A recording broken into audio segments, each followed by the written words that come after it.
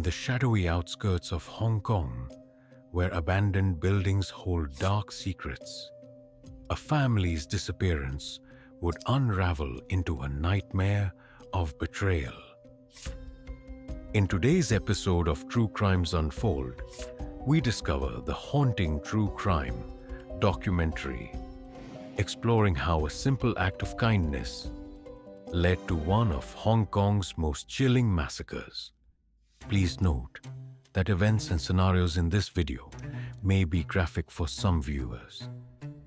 Discretion is advised. Details of the videos are taken from actual case files. Before we begin, let us know in the comments where you're listening from, what type of cases you'd like us to cover next, and we'll make sure to add them to our list. And don't forget to subscribe to get new stories as soon as they're released. Now settle in, get ready, and let's begin. In the shadowy outskirts of Hong Kong, where abandoned buildings hold dark secrets, a family's disappearance would unravel into a nightmare of betrayal.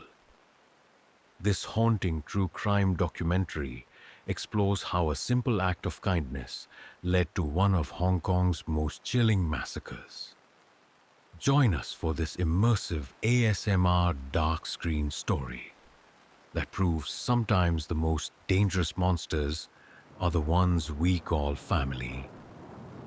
Perfect for late-night true crime enthusiasts seeking both horror and truth in the darkness. Gather closer to the fire, friends. The night is long, and I have a story that will make you question every act of kindness you've ever shown to your family. It begins in Hong Kong's Ping Chi village, July 2009, where an abandoned recycling station stood as a makeshift home to what seemed like the perfect family. Picture this: a 450 square meter property, mostly empty flower beds surrounding a modest 90 square meter living space. Tin houses randomly built on concrete foundations. A stone house that used to be a pig farm. The kind of place most people would drive past without a second glance. But for the Tan family, it was home. July 4th, 2009. A Saturday that started like any other at the Chinese University's finance department. But 43-year-old Tan Cheng-hui's empty chair at the overtime meeting would be the first thread that would unravel a tapestry of horror. You see, Cheng-hui wasn't the kind of man who missed work. His colleagues knew him as diligent, measured, the type who'd walk through a typhoon to make his shift. When his phone went unanswered at 11 a.m., his colleague Ma made excuses for him. The family dog needed a vet visit, he told himself. He's probably just busy with that. But by July 6th, 3 days of silence had turned concern into dread. Not just Cheng-hui, but his wife too.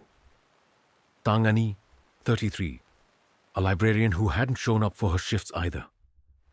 Their daughters, 10-year-old Tan Zai and 7-year-old Tan Zai, are missing from their summer school classes. The family's 9 stray dogs still roamed their property, unfed and whining. Strange for a family that treated these abandoned creatures like their own children. But here's where our story takes its first dark turn. When the phone finally got answered, it wasn't by any member of the Tan family. It was a man claiming to be Cheng-hui's cousin, speaking with an accent from Guangdong province.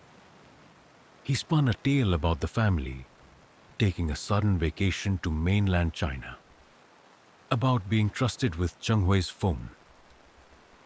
A good story perhaps, but one that started falling apart the moment anyone looked closer. You see, Cheng-hui had a sick mother in a nursing home he visited weekly. He had 2 daughters in summer school, 9 dogs to care for.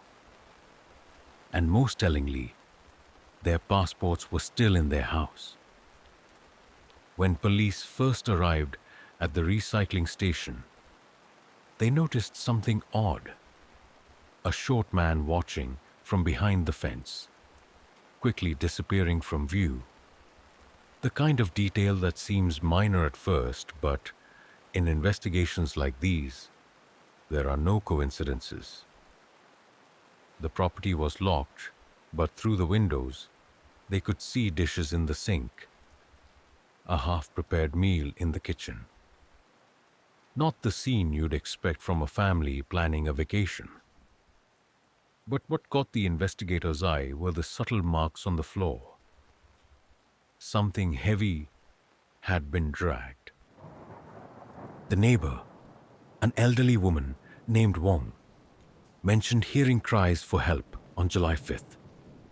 But in this remote area, where the nearest neighbor was beyond earshot, who else could have heard? Who else could have helped? But the true horror wasn't in what the police could see.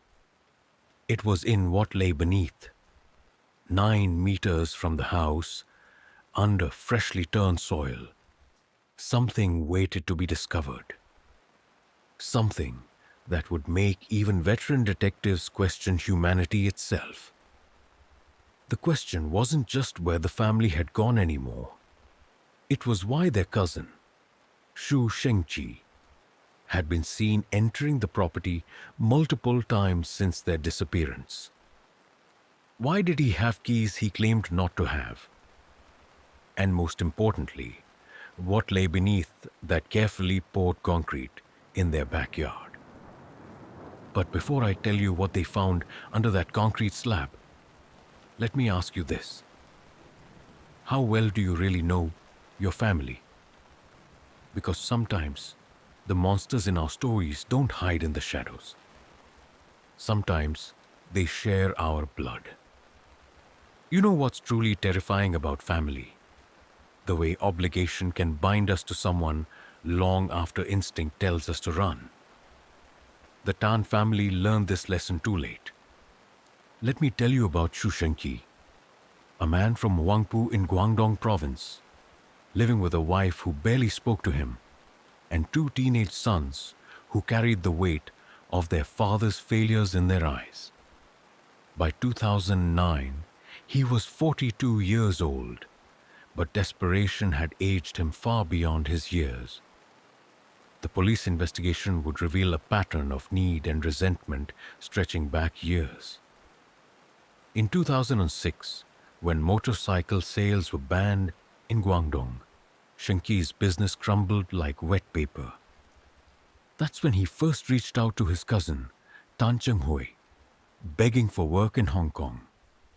Chenghui, ever the kind soul, found him construction work. 500 Hong Kong dollars a day. Good money by any standard. But Shengqi saw only what was taken away in company deductions, saw only how his cousin lived in Hong Kong while he struggled in Guangdong. When Typhoon Pabuk destroyed his home in 2007, Shengqi returned to Hong Kong with his hand out once again. But this time, something was different. Witnesses would later recall seeing him watching the Tan family through their windows, studying their routines, their habits. The Tans lived modestly in that recycling station, but through Shengqi's eyes, their life was luxury. Every time he worked in their garden, every repair he made to their home, his resentment grew like cancer. The police would later find notebooks in his temporary residence filled with calculations, not of debts owed, but of imagined wealth hoarded. But here's where the story takes an even darker turn. Remember that neighbor, Wong? She noticed something none of us would think was significant at the time. Every time Shengqi visited, he would spend hours watching the family's routines. When they ate, when they slept, when Chenghui would visit his sick mother. The investigation revealed something chilling about those visits. In the weeks before the family vanished, Shenki had been making trips to hardware stores across Hong Kong. A bag of cement here, some wire there, tools that would later become weapons.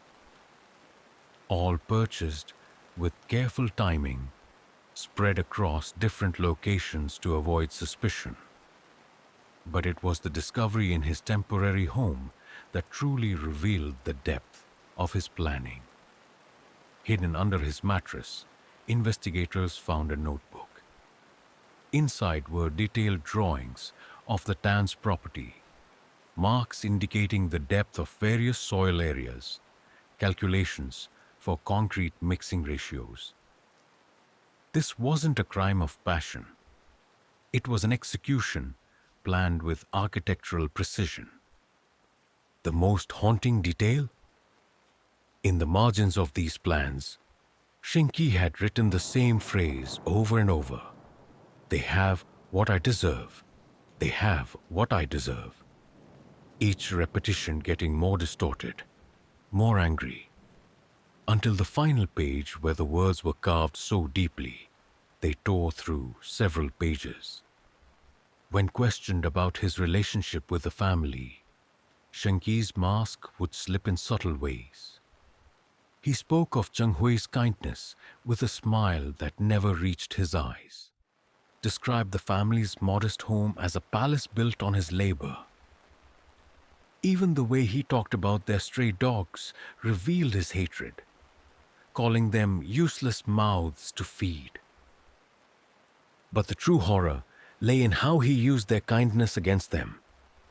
Every time they helped him, every favor they granted, became another link in a chain he would use to strangle them. The spare key they trusted him with, the garden work that let him study their home, the family meals that let him learn their schedule. As I sit here telling you the story, I want you to think about something. How often do we ignore our instincts in the name of family? Because on July 4th, 2009, Zheng Hui had a moment of hesitation before letting his cousin into his home. A split second where something felt wrong. But family obligation made him push that feeling aside. And that moment of ignored instinct would lead to a discovery so horrific that even now, years later, the police officers who worked the case still speak of it in whispers. But before I tell you what they found buried in that garden, let me share one final detail that still haunts me. The night before the family vanished, their dogs howled for hours. Not their usual barking, but the kind of howl that makes your blood run cold. The kind that tells you something evil has come home. They say a guilty man confesses twice, once with his words and once with his eyes. When the police finally confronted Shu Shenki, it wasn't his changing story that gave him away. It was how his eyes kept drifting to that patch of freshly turned earth in the garden. July 7th, 2009. The investigation had reached a breaking point. The lies about the family's vacation had unraveled like cheap thread. No border crossings recorded. Passports still in their drawers. Bank cards used after their disappearance, but only with failed PIN attempts. Let me take you through what really happened on July 5th. Not the version Shenki first told police, or even his second or third versions. The truth that physical evidence and forensics would eventually reveal, piece by horrifying piece. That morning, Shenki arrived at the Tan residence with a borrowed fruit knife, 25 centimeters long, concealed under his shirt. He knew Zheng Hui would be visiting his mother at the nursing home, knew the family's routines better than they did themselves. When Zheng Hui returned home unexpectedly early, what followed wasn't the clean robbery Shenki had planned. It was savage, personal. 9 stab wounds to the head and neck, nearly 80 to the body, 10 more to the hands and feet. This wasn't just murder. It was rage given physical form. The children, watching cartoons in their room, heard their mother's screams, but instead of running away, they ran toward her voice. Imagine that moment. 2 little girls finding their father in a pool of blood. Their mother struggling against the man they had been taught to call uncle. The details of what happened next. Deepside, the police report describes the precision of it all. How Shenki had prepared different lengths of wire. How he had bought tape and plastic bags days before. How each victim was bound, silenced, and, well, some details are too dark, even for a night like this. But here's the detail that haunts investigators to this day. While all this was happening, Shenki took a break to eat the lunch Mrs. Tan had been preparing. Sat there in their kitchen, eating calmly, while 4 bodies grew cold in the next room. The discovery began with the sniffer dog's change in behavior. 9 meters from the house, the dog became agitated. But what the police found wasn't just a grave. It was a carefully engineered tomb. Shenki, you see, hadn't just buried his victims. He had encased them in concrete. When the fire department arrived with their equipment, they hit something solid. That's when they realized this wasn't just about hiding bodies. The concrete slab was Shenki's way of ensuring his victims would never be found intact. The engineering team brought in to break through the concrete. These were hardened professionals. But when they saw the first strands of human hair emerging from that grey tomb, several of them had to step away. It took 13 hours just to convince them to continue. 6 feet deep. That's how far down they had to dig. Each layer revealing new horrors. The bodies were arranged with the same methodical precision Shenki had shown in planning their deaths. Zheng Hui at the bottom, still wearing the clothes he died in, red with blood.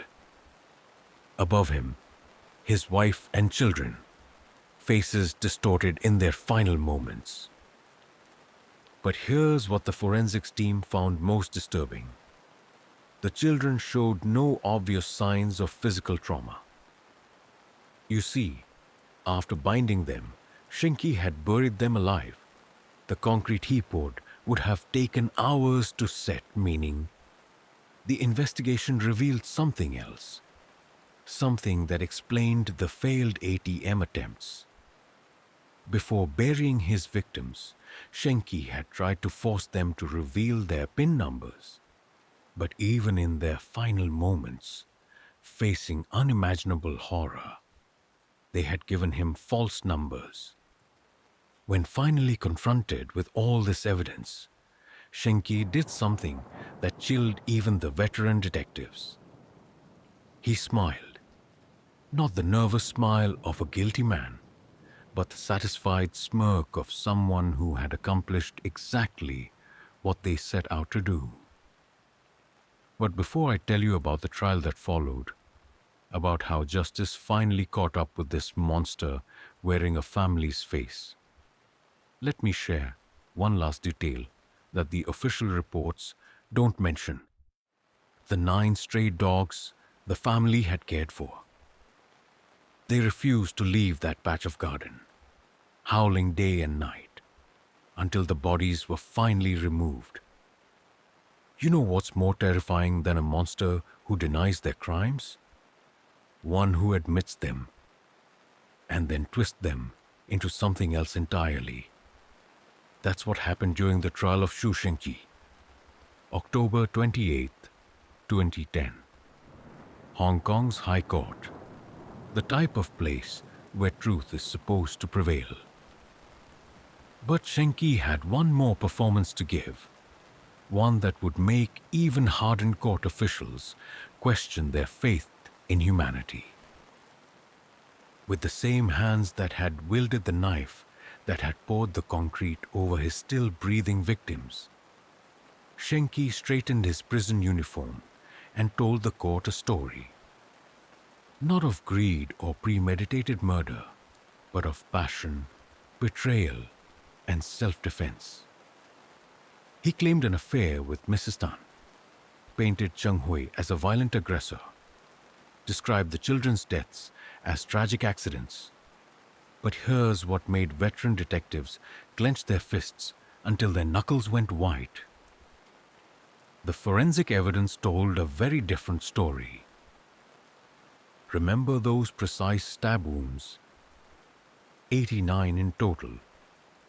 The medical examiner testified that many were inflicted while Cheng Hui was already unconscious. This wasn't self-defense, he said. This was someone taking their time, someone enjoying themselves. But it was the evidence about the concrete that finally shattered Shenki's carefully constructed lies. Store receipts showed he'd purchased it days before the murders. The mixture had been precisely calculated. He'd even bought extra to ensure the job would be done right. During cross-examination, something strange happened. When questioned about specific details, Shenki would give different answers each time. Not the confusion of a man under stress, but calculated variations, as if he were testing which version of events would gain him the most sympathy. The prosecution presented his notebooks. Pages of calculations, not just about concrete mixing, but about the family's routines, their banking habits. He had even noted down when the neighborhood was quietest. This, the prosecutor said, is not the planning of a man acting in passion. This is the methodology of a predator. But here's what truly revealed the monster behind the man. When they showed him photographs of the children's bodies being removed from the concrete, he showed no reaction, no remorse. Instead, he asked if they had found all his tools. He wanted them back. The community's reaction was visceral. Residents of Pingchi village, who had initially sympathized with a man they saw as a struggling relative, now recoiled from his family name. His own wife and sons fled back to mainland China, unable to bear the weight of his actions. During the final days of the trial, Shenki tried one last strategy. He claimed police torture had forced his confession. Said they'd suffocated him with plastic bags, the same method he'd used on his victims. The irony was lost on no one. But perhaps the most chilling moment came when the judge asked if he had anything to say to the victim's family. Shenki stood, looked directly at Cheng Hui's elderly mother in her wheelchair, and said, "They had what I deserved." The jury took just 5 minutes to reach their verdict. Guilty on 3 counts of murder, 1 count of manslaughter. But it's what happened after the verdict that still sends chills down the spines of court officials. As they led him away, Shenki turned to his court-appointed translator and said something that wouldn't be shared with the public until years later.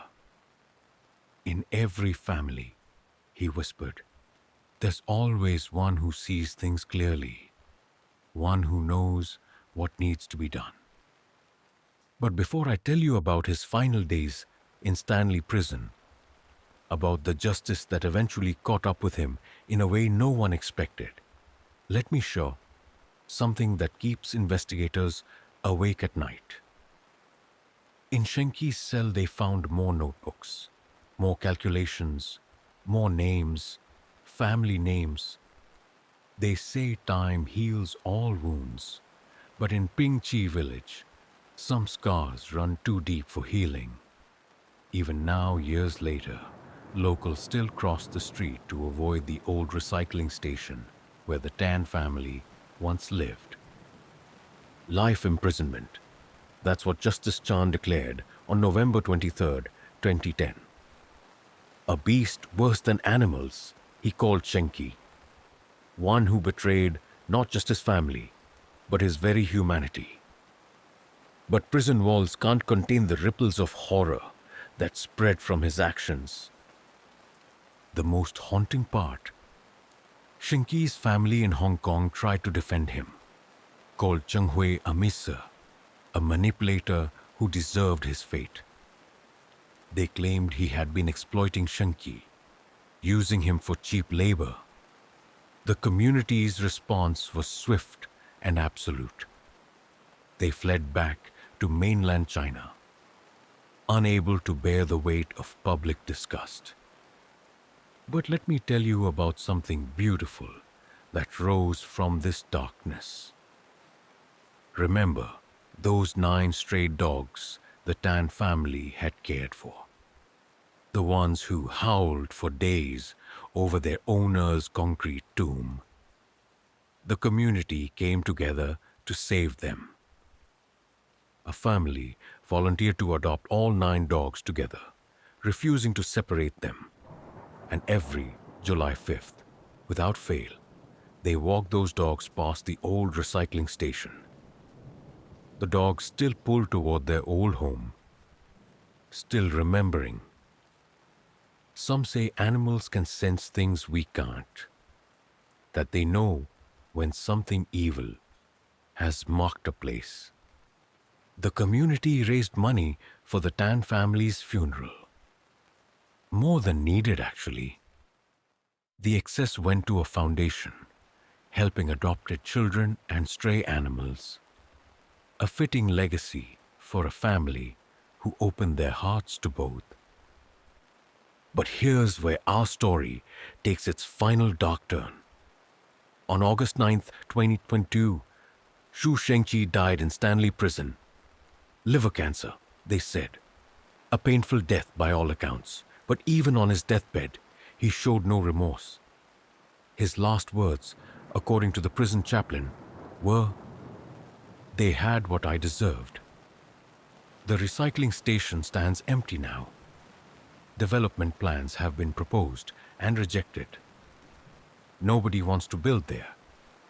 Workers refuse to break ground, speaking in whispers about the sounds they hear at night. Crying children, dragging sounds, the mixer of phantom concrete. But the real horror isn't in the ghost stories or the abandoned building. It's in the questions this case forces us to ask ourselves. How well do we really know the people we call family? How deep can jealousy and resentment run before they turn a person into a monster? The case files in Hong Kong's police archives contain one final detail that's never been made public until now.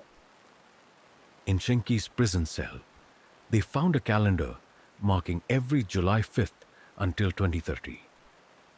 Next to each date, he'd written the same phrase, family reunion.